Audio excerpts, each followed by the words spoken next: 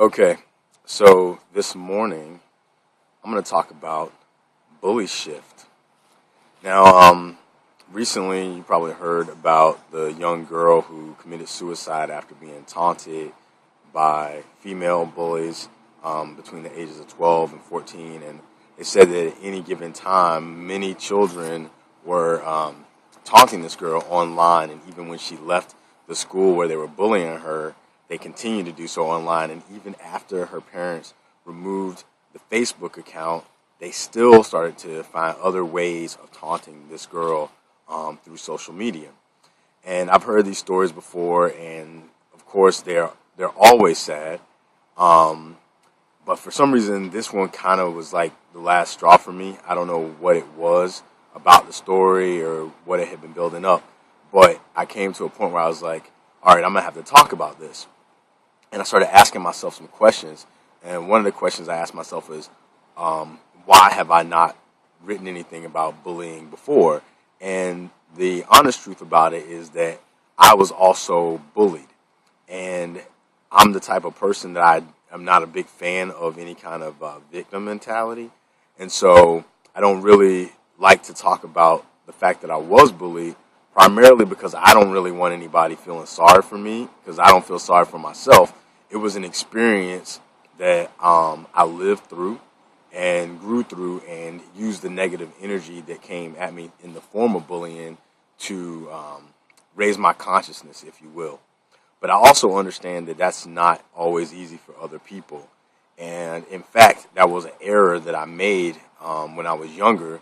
When I did see other people being bullied, I would say, you know what, just get over it or get past it or whatever the case may be. But now coming to this awareness that it's not as easy for others, I would like to offer some of the things that I use to work for me with the hopes that it may work for you. Or if you're a bully, you might be able to tap into that part of yourself that chooses to bully other people. And I'm not just talking about kids, because there are people at work that are bullies. There are people at church that are bullies.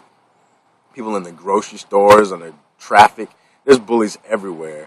And I think that the best way to approach them, if you can find the resolve to do so, is to understand, first and foremost, they are hurt people. They're people that are incredibly afraid, incredibly weak, and need probably as much or more help than the people that they actually are taunting. Because most bullies, I don't even think there is a bully that doesn't hate themselves, first and foremost. And sometimes the people bully some of us because they see us liking ourselves, and they can't understand how we can like them ourselves because they hate themselves so much. And then if you have something about you that would seem like it would prevent you from liking yourself, they hate you all the more. I actually talked about this in the post before, but under a different context, where I had a person who was a bully towards me, and a drug dealer in my neighborhood who tried to get me to sell drugs. It wasn't matter, but the point is, he ended up saying to me, like, I don't even see how you like yourself. If I were you, I would hate myself. And he proceeded to list off the reasons why I shouldn't like myself. And then at the end, he told me nobody likes me. I don't have any friends. And if he were me, he would just completely, basically despise himself. And so my response to him was, well, if it's true that no one likes me and everyone feels these things about me that you're saying, then I don't want it to be a unanimous decision. And so I'm going to like myself. I'm going to love myself despite what you say.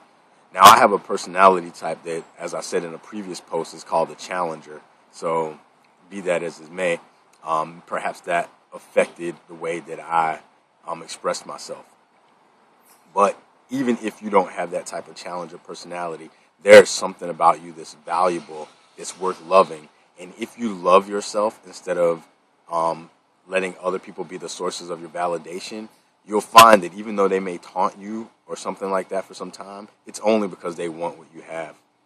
I had an experience once where literally most of the bus jumped me.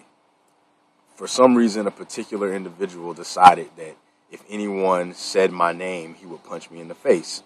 And people had joked my name pretty much all my years up to like high school because my name was strange in the context where I was living. Somebody named Pedro where there was very few people with different names, was just strange. And the fact that my name was considerably long, I go by Pedro Senhorinha Ramos Montero Silva. That was strange to them. And so they would come up with different jokes and things like that. And they would sing Pedro, Pedro, go back to Mexico and all these other things, even though I'm not Mexican. And this one particular individual decided, this is probably ninth or 10th grade, if anyone says Pedro's name, I'm going to punch Pedro in the face.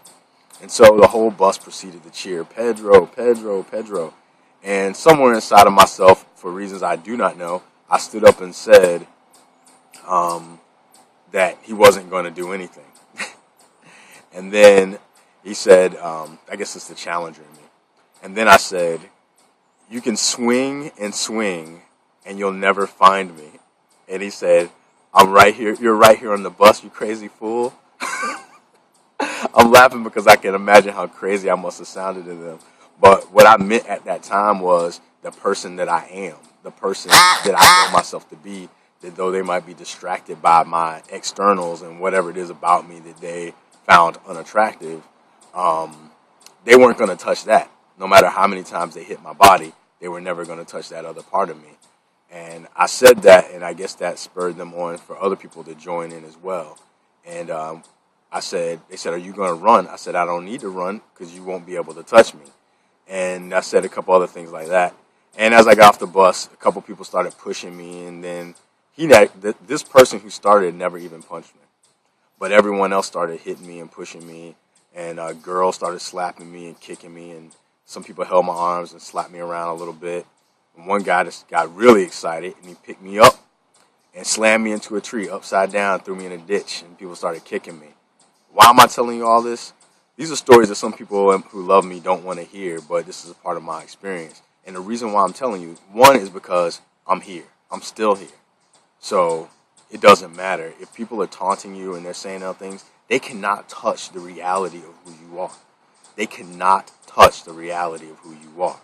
So if you come in contact with that reality, it doesn't matter what they say. It doesn't matter what they think. It doesn't matter what they do. Because the reality of who you are is untouchable. And once you come in contact with that, they will walk away. And if you stand in it firm enough, perhaps you may even show them who they really are. You can do this. They're afraid of who they are, and they're afraid of who you are. So stand in it, and they will walk away. I'm going to tell you another story. After 20 plus years of having certain experiences, I decided that I wanted to give up at one point. And as the universe would have it, as God would have it, I decided that I was so angry that I wanted revenge. I was just pissed. And then I went back home on a trip, and I decided that I would go see some of the people that actually used to fight me. And when they saw me, they were actually excited and happy to see me. And then one of the guys who really hated me told me that he used to want to kill me. I didn't know he hated me that much. And he told me the reason why he hated me was because in his mind, I had taken away his excuses.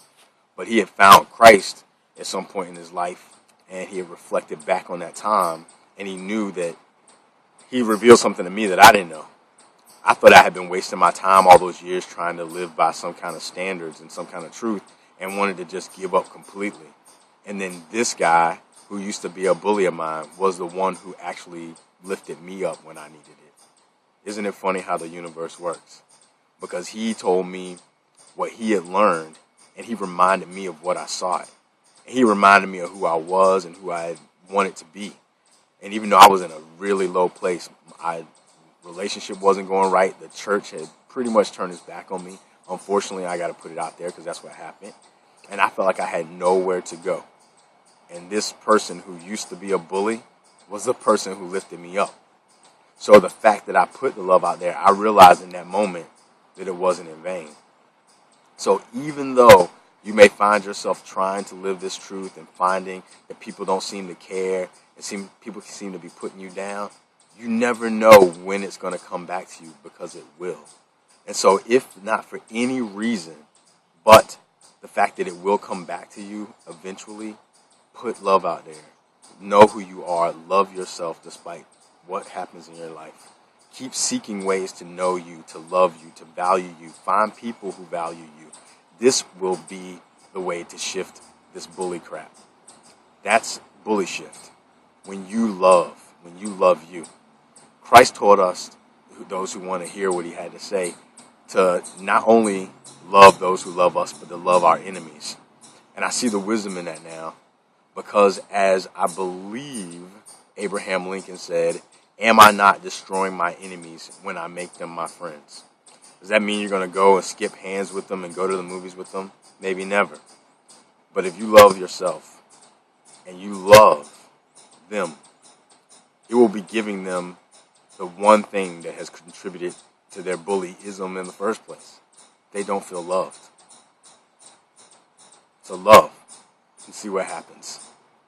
Because every time you love, you are calling bully shift on all this stuff that's happening. I hope you find strength in what I just said. If not, write me. I will write something else. I will say something else. It is truth. Who you are is untouchable, magnificent, powerful beyond measure, as it's been written. And you can change everything by just being you.